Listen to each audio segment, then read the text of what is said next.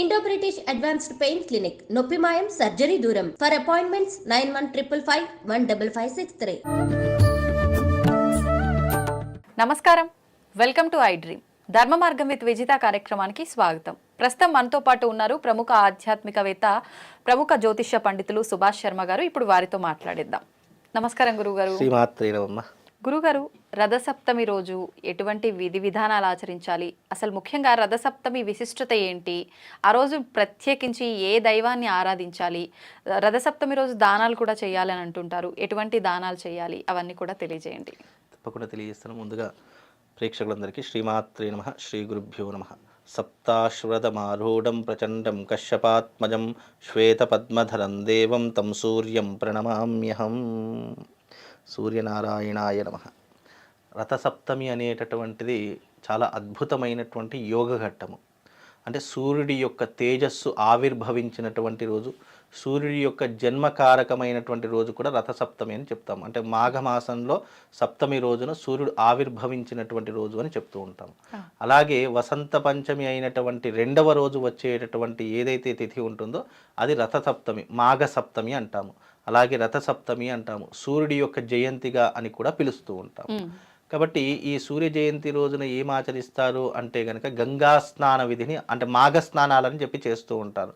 అంటే అప్పుడే చలి అనేటటువంటి తగ్గుముఖం పట్టేటటువంటి అవకాశం, సూర్యుడు వెచ్చదనాన్ని నింపుకునేటటువంటి అవకాశాన్ని చేయవలసినటువంటి విధానమే ఈ యొక్క రథసప్తమి.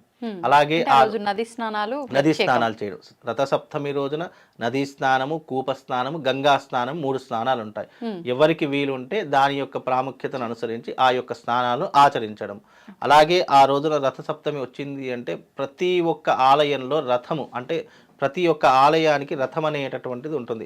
ఆ రథసప్తమి రోజున రథాన్ని తీసేటటువంటి అవకాశము కూడా ఏర్పడుతూ ఉంటుంది. అంటే అక్కడ ప్రతి ఒక్క దేవాలయంలో ఉత్సవమూర్తులు ఉంటాయి, విగ్రహాలు. ఆ ఉత్సవమూర్తి విగ్రహాలను రథం మీద తీసుకుని వెళ్ళి ఆ ఊరేగింపుగా తీసుకుని వెళతారని కూడా ప్రతీక. కాబట్టి రథసప్తమి రోజున రథం తీస్తూ ఉంటారు. ఈ ఊరేగింపు వెనకాల మళ్ళీ ఏదైనా ఆంతర్యం, చారిత్రక ఆధారం, అంటే సూర్యుడు అప్పుడే అంటే సూర్యుడు పుట్టినరోజు కదా, సూర్యుడు ఎప్పుడైతే ఉదయించినటువంటి కాలం ఉంటుందో ఆ సమయంలో సూర్యారాధన చేసేటటువంటి వాళ్ళు. అలాగే రథసప్తమి అంటే ఈ యొక్క సూర్యుడికి ఈ యొక్క గుర్రాలు ఉంటాయి, రథాలు ఉంటాయి కదా, అవి అదే సమయంలో బయటకు వచ్చేటటువంటి సమయం కాబట్టి మన సూర్యుడి రథాన్ని బయటకు తీసుకురాలేం. కాబట్టి దాని యొక్క ప్రతీకగా ఏంటి అంటే ఈ రథాన్ని మనము మన గుడిలో ఉన్నటువంటి ఒక రథాన్ని తీసుకొని వెళ్ళి ఊరేగింపుగా చేసుకొని, లేదా గుడి చుట్టూ ప్రదక్షిణ చేసి విగ్రహాలను మనం ఊరేగింపుగా తీసుకొని మళ్ళీ దానికి పూజాది క్రతువులు చేస్తాం. తెల్లవారితే చక్రతీర్థము అని చెప్పి చేస్తారు.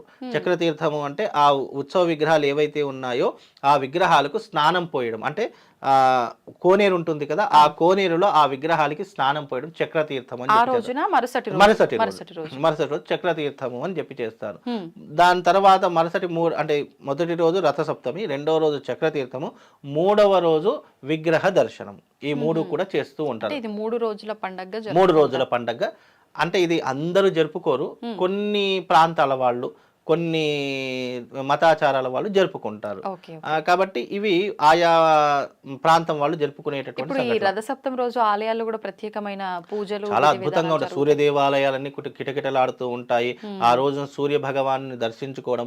మనం రథసప్తమి రోజు ఇంటి ముందర రథం ముగ్గు కూడా వెయ్యాలి అని శాస్త్ర ప్రతీక.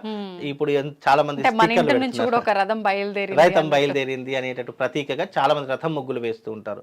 ఇంకోటి సంక్రాంతి రోజున చాలా మంది నోములు నోచుకుంటారు. అంటే సౌభాగ్యం గురించి నోములు నోచుకొని ఈ యొక్క ప్రతీక ఎప్పటి వరకు జరుపుకుంటారు అంటే రథసప్తమి వరకు జరుపుకుంటారు. రథసప్తమి అయిపోయిందంటే నోములు అన్ని కూడా క్లోజ్ అయిపోయినాయి. ప్రాంతాచారం. నోములు అనేటట్టు ఇప్పుడు ఇవి చాలా మటుకు తెలంగాణలో జరుపుకుంటారు. ఎక్కువగా బ్రాహ్మణులు, వైశ్యులు వీళ్ళు చాలా ఎక్కువగా జరుపుకునేటటువంటి పండుగ నోములు నోచుకోవడం. ఇది సౌభాగ్యం గురించి నోచుకుంటారు. అంటే సంక్రాంతి కీడు దినము అనేటటువంటిది ఉండకూడదు అని చెప్పి చాలా మంది విశ్వసిస్తుంటారు. ఆ రోజున కుండలు దానం ఇవ్వడము, లేదు అని అంటే గనక పాత్రలు దానం ఇవ్వడము, దానితో పాటు ఈ నోములు సౌభాగ్యానికి సంబంధించిన పసుపు కుంకుమ అక్షంతలు వేసి ఈ నోములు ఇస్తూ ఉంటారు. అది స్త్రీ యొక్క సౌభాగ్యానికి ముడిపడి. అది సంక్రాంతి రోజున మొదలవుతుంది, రథసప్తమి రోజున ఎండ్ అవుతుంది ఈ నోములు ఇచ్చేటటువంటి పద్ధతి. అప్పటి వరకు నోములు నోచుకుంటూ ఉంటారు. దగ్గరలో ఉన్నటువంటి వాళ్ళకు ఒక 5 మందికి ఇచ్చిన తర్వాత అవి ప్యాకింగ్ చేసి బంధువులకు బై పోస్ట్ ద్వారా కొరియర్ ద్వారా ఆ నోములు పంపిస్తూ ఉంటారు. ఎందుకంటే అప్పుడు మనకు ఆచారం ఎలా ఉండేదంటే కుటుంబ సభ్యులు కానీ బంధువులు కానీ ఒక ఊర్లో ఉండేటటువంటి వాళ్ళు, అది ఊరు వరకే పరిమితమైంది. ఎప్పుడైతే ఊర్లో ఉన్నటువంటి జనాలు నలుమూలలా విస్తరించడం మొదలయ్యిందో సెల్ ఫోన్లు అలాగే ఈ కొరియర్లు వీటి ద్వారా నోములు పంపించుకునేటటువంటి పద్ధతి. అంతేందుకు రాఖీ పండుగ వస్తే రాఖీలు కూడా బై పోస్ట్ ద్వారానే పంపిస్తున్నారు. ఈ సాంప్రదాయం కరెక్టే అంటారా? కాదు, అంటే జనాలకు టైం దొరకదు కదమ్మా. ఇంకోటి ఏంటంటే ఇది పరిగెత్తే కాలం, ఉద్యోగాలు ఉంటాయి, తర్వాత వచ్చేసి ఆఫీసులకు సెలవు ఇవ్వరు. మనం ఇప్పుడు ఈ పండగ సంక్రాంతి నుంచి రథసప్తమి వరకు అంటే దాదాపు 4 రోజులు లీవ్ ఉంటే ఇస్తారా? ఇవ్వరు. కాబట్టి ఏంటంటే ఇవి ఆచారం అనేటటువంటిది మనిషి పెట్టుకున్నది కాబట్టి తరం మారుతున్న కొద్దీ, కాలం మారుతున్న కొద్దీ ఆచార వ్యవహారాలు కూడా మారుతాయి. అప్పుడంటే ఉమ్మడి కుటుంబాలు ఉండేవి. ఒక ఇంట్లో దాదాపుగా 20 నుంచి 30 మంది జనాలు ఒకే ఇంట్లో ఉండేటటువంటి ఒక నిండు కుటుంబం ఉండేది. ఇప్పుడు ఎవరు ఉంటున్నారు? ఒక ఇంట్లో ఒక లంకంత ఇల్లు. మొన్న రీసెంట్ ఒకటి మణికొండలో వాస్తు చూడడానికి వెళ్ళానమ్మా.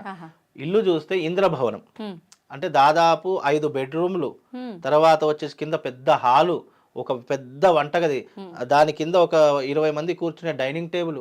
ఇది వాస్తు చూడడానికి వెళ్తే అమ్మా చాలా విశాలంగా ఉంది, ఎంత ఒక 20 మంది ఉంటారా అంటే లేదండి 4గురమే ఉంటాము. అంత పెద్ద ఇంట్లో 4గురు అంటే నేను నవ్వలేక ఇదైపోయా. ఏంటి ఇంత పెద్ద లంకింత ఇంట్లో ఉంటే 4గురు అంటే నేను ఆశ్చర్యపోయా. అంటే ఇల్లులు విశాలంగా అవుతున్నాయి, పబ్లిక్ తగ్గిపోతూ వస్తుంది, అంటే బంధువు మీద తగ్గిపోతూ వస్తుంది. కొడుకు ఒక దగ్గర, కోడలొక దగ్గర, తల్లిదండ్రులొక దగ్గర, అన్నదమ్ములొక దగ్గర, ఇవన్నీ కూడా జరుగుతున్నాయి. అందుకే ఈ రథసప్తమి అనేటటువంటిది నోములు నోచుకోవడానికి ఆఖరి రోజు అయినటువంటిది రోజు.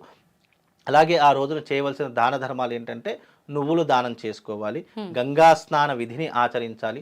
సూర్యుడికి ఇష్టమైనటువంటిది ఏంటి అంటే గంగా స్నాన విధి, తర్పణం. సూర్యుడికి చాలా ఇష్టమైనది ఏంటంటే తర్పణము. ఆ రోజున మన పెద్దలకు తర్పణం వదులుకోవడం కూడా చాలా విశేషమైనటువంటి రోజుగా భావన చేసుకుంటూ ఉంటారు.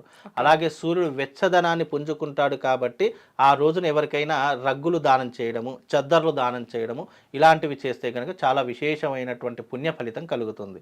అందుకే రథసప్తమి అనేటటువంటిది సూర్యుడి యొక్క ఆరాధన కోసం చేసేటటువంటిది. గంగా స్నానం ఎందుకు చేస్తామంటే మనం చేసుకున్నటువంటి పాపాలన్నీ కూడా ప్రక్షాళన గావించేటటువంటి వాడు ఇద్దరు, ఒకటి జలము, 2 సూర్యుడు. ఈ 2 కూడా ఏకకాలంలో మనం ఆరాధన చేయాలంటే ఈ రథసప్తమి రోజున ఆరాధన చేసుకోవాలి.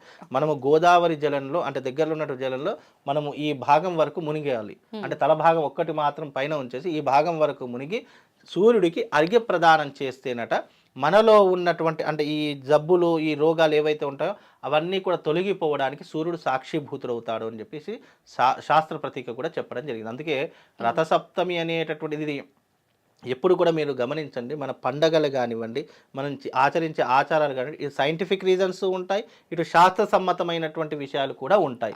అందుకే మన పండుగలకు అంత ప్రాముఖ్యత. సైంటిఫిక్ రీజన్ ఏంటి అంటే ఈ రథసప్తమి రోజున చాలా విశేషమైనటువంటి చలి ఉంటుంది. ఈ ఏవైతే మన బోన్స్ ఉంటాయో అవి ఇట్లా విరిగినట్టుగా ఉంటాయి, అంత చలి ఉంటుంది ఆ రోజున. ఆ రోజున మళ్ళీ స్నానం ఎప్పుడు చేయాలి? ఉదయకాలము 5 గంటల వరకు నదిలో దిగి స్నానం చేయాలి. ఆ నదిలో అడుగు పెడితే చాలు, ఐస్ గడ్డ మీద అడుగు పెడితే ఎంత చల్లగా ఉంటుందో అంత చల్లగా ఉంటుంది. అంటే ఆ సమయంలో అక్కడ స్నానం, అంటే ఇక్కడ వరకు మునుగుతున్నాం అంటే లోపల వణికి చనిపోతుంది, అలా ఉంటుంది, వణుకు తోడని రాదు. కాబట్టి ఆ సమయంలో అక్కడ ఇంతవరకు మునిగి సూర్యుడికి అర్ఘ్యం వదిలితే గనక మనకున్నటువంటి జబ్బులు. ఇంకోటి ఏంటంటే వేడి నీటి స్నానం కంటే చన్నీటి స్నానం మనిషిని ఆరోగ్యవంతంగా ఉంచుతుంది. ఎప్పుడు కూడా హెల్త్ ప్రాబ్లమ్స్ రావు, హెల్త్ ఇష్యూస్ రావు. మనిషి ఆరోగ్యంగా ఉండడానికి చన్నీటి స్నానమే చెయ్యమని శాస్త్రం చెప్తుంది. అందుకే ఇప్పటికీ కూడా కొంతమందిని చూస్తే, ఇప్పటికీ మా కుటుంబంలో మా పెద్దవాళ్ళు ఉన్నారు, ఇప్పటికీ కూడా చన్నీటి స్నానమే. అంటే దేవాలయానికి వెళ్ళేటప్పుడు వాళ్ళు ఉదయం 4 గంటలకు దేవాలయం తీస్తారు. మా అన్నయ్య కూడా ఇప్పటికీ కూడా చన్నీటి స్నానం, వయసు 40 సంవత్సరాలు, ఇప్పటికీ కూడా చన్నీటి స్నానం చేస్తారు. ఇప్పటి వరకు తన శరీరం మీద వేడి నీళ్ళు పడలేదు, ఇప్పటికీ కూడా ఇప్పటికీ ఆరోగ్యంగా ఉన్నాడు. అంటే చన్నీటి ఏ కాలమైనా సరే, మేము చలికాలం రాగానే వేడి నీళ్ళు స్నానం చేస్తాం, ఎండాకాలం రాగానే చన్నీటి, అంటే కాలాన్ని బట్టి మనం నీటిని మార్చుకుంటాము. కానీ వాళ్ళు అలా కాదు, ఇప్పటికీ కూడా చన్నీటి స్నానం శరీరాన్ని చాలా దృఢంగా ఉంచుతుంది. అందుకే చన్నీటి స్నానం చేయమని చెప్తుంటాము. అలాగే ఈ యొక్క రథసప్తమి అనేటటువంటిది మనము శివుణ్ణి ఆరాధన చేసుకోవడానికి. ఎవరైతే రథసప్తమి రోజున ఏకాదశి రుద్రాభిషేకం చేస్తారో వాళ్ళ జీవితంలో ఆ పరమశివుడి యొక్క అనుగ్రహం సంపూర్ణంగా దొరుకుతుంది అని విశ్వాసము. ఆ రోజున చాలా విశేషంగా 1,00,000 బిల్వార్చన చేస్తారు, సహస్ర బిల్వార్చన చేస్తారు. అంటే ఈ బిల్వదళాలు ఉంటాయి కదా, 1,00,000 బిల్వాలు తీసుకొచ్చి శివుడికి అర్చన చేస్తూ ఉంటారు. కొంతమంది అంత బిల్వాలు దొరకనటువంటి వాళ్ళు సహస్ర బిల్వార్చన, ఇంకా సహస్ర బిల్వార్చన దొరకనటువంటి వాళ్ళు అష్టోత్తర బిల్వార్చన శివుడికి ప్రత్యేకంగా చేస్తారు. ఎందుకంటే సృష్టికి వెలుగు ఇచ్చేటటువంటి వాడు సూర్యభగవానుడు, ఆ సూర్యభగవానికి తేజస్సు ఇచ్చేటటువంటి వాడు పరమశివుడు. కాబట్టి ఇది అంతర్గతంగా చాలా లోతుగా అర్థం చేసుకుంటే మనకు అర్థం. కాబట్టి అందుకే ఆ రోజున శివారాధన చేసుకుంటే విశేషమైనటువంటి పుణ్య ఫలితం కలుగుతుందని శాస్త్ర ప్రతీక. కనుక ఆ రోజున విశేషంగా ఇలాంటి దాన ధర్మాలు చేసుకోండి. అలాగే ఈ రకమైనటువంటి శివారాధన చేసుకుంటే పుణ్యము పురుషార్థం రెండు కూడా కలుగుతాయమ్మా.